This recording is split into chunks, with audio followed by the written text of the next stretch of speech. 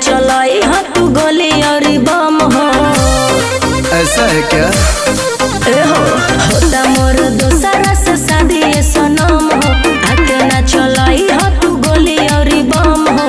ए मोर lover करतनी सबर असहिल दर्द छाती में। सुन तो धुआं धुआं होए फायरिंग से राती में रसिया ना नचवाई बराती में।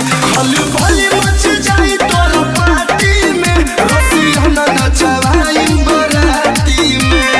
ई का कहत रो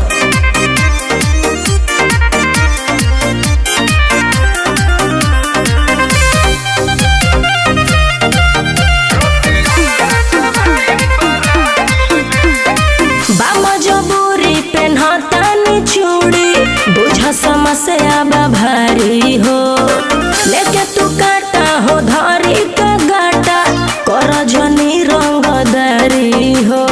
अभी कहाँ है सुन सोचबू ना होई जवन देखता हनी बोली कौन। अच्छा राख तू काबू ना हो खबे काबू ए जानू कहू के साथी में। अरे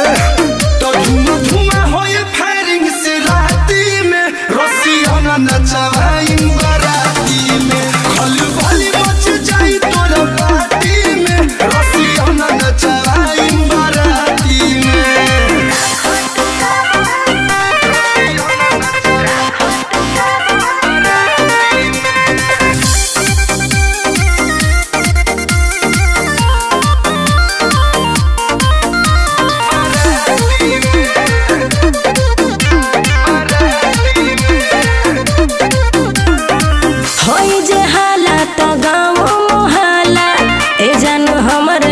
हंसी हो कके उपदर मछई बजे गदर तो लग जाई अपजसी हो। हमारा गम नहीं खे काहे जईबू तू हमके नासी करबे करब बदमाशी। बेटू अकलू हो साड़ी के पलू धके रोब हम हाथी में। बदरी छेद दे तो धुआं होए फायरिंग से राती में रसिया ना नचवाई बराती में। खल भली मच जाई तोर पार्टी में रसिया ना नचवाई बराती में। अच्छा तो हमहू देखबे करब जो ओ दिन भेंट हुई।